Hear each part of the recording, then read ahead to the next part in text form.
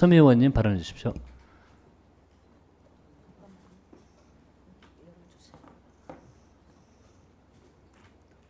오케이. 네, 소리로 보는 시각장애인 서미화 의원입니다.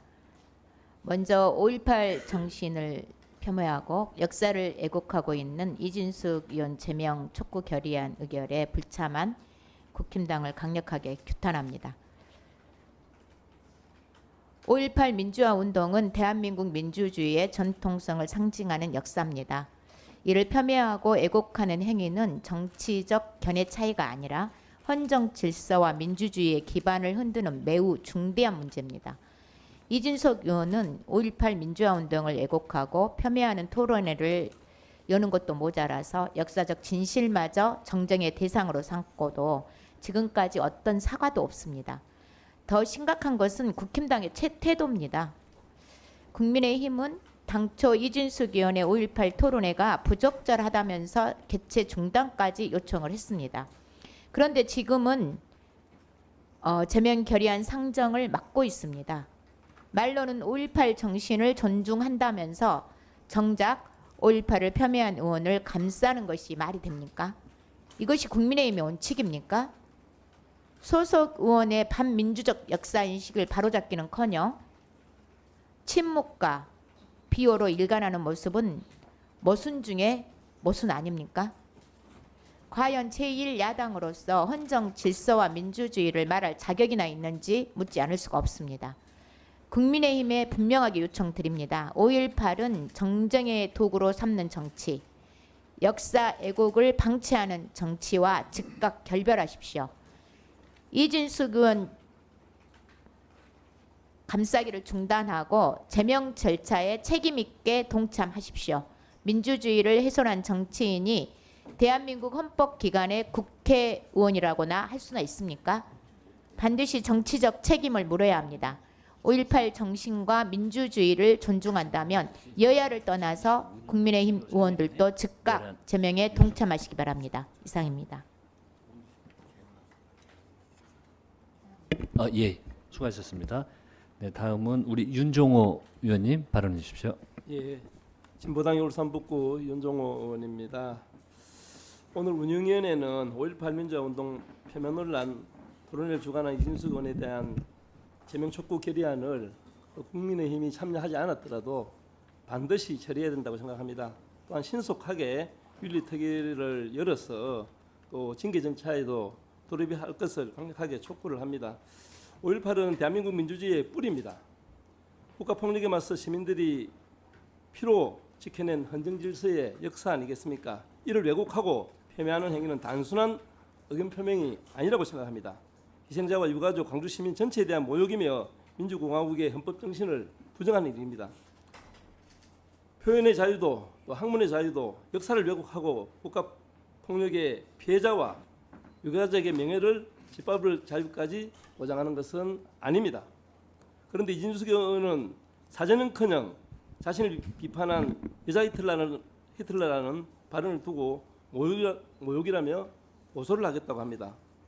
그것도 여자 전두환은 빼고 고소한다니 참 기가 막힙니다.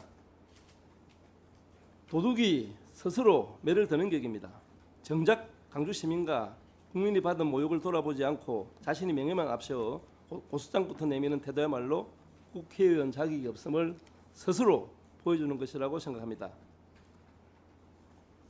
히틀러라는 표현에 모욕감을 느꼈다면 먼저 5.18을 모독당한 광주 시민과 국민의 모욕감부터 헤아렸어야 합니다.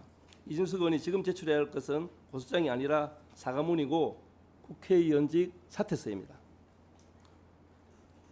국회의원이 자신의 직함을 이용해 역사를 왜곡하고 표현의 자유 뒤에 숨어 역사를 모욕할 권한까지 받은 사람은 아니라고 생각합니다. 국민의힘에도 한 말씀 드리겠습니다. 5.18 민주화운동이 역사적 의미를 진정으로 존중한다면 이번만큼은 당리당략을 내려놓아야 합니다. 국회가 역사 앞에서 해야 할 최소한의 책무를 다하기를 강력하게 촉구합니다. 이상입니다. 예, 수고하셨습니다. 다음 이정원 의원님 발언해 주십시오. 네, 서울 광진구가 국회의원 이정원입니다. 5.18은 이미 대한민국이 결론을 내린 우리의 민주주의 역사입니다. 국가가 인정했습니다. 법원이 판단했습니다. 그리고 국회가 특별법을 만들었습니다. 수많은 조사와 판결이 이미 민주주의의 역사로 결론을 내린 것입니다. 그런데 이진숙 의원 5.18 역사를 재조명하겠다고요? 불을 다시 켜서 뭘 들여다보겠다는 것입니까? 이미 밝혀진 역사의 먹칠하는 것이 역사의 왜곡이고 5.18 정신의 모독입니다. 이건 결코 재조명이 아닙니다. 5.18을 소요 사태라고 부르는 사람들을 불러서 안방을 내준 것 아니겠습니까? 문을 열어주고 방을 역사 왜곡의 장으로 쓰도록 만들었습니다. 사람을 불러 모았습니다. 마이크를 줬습니다. 그런데 아무런 책임이 없습니까? 국회의원의 이름은 행사장의 간판이 아닙니다.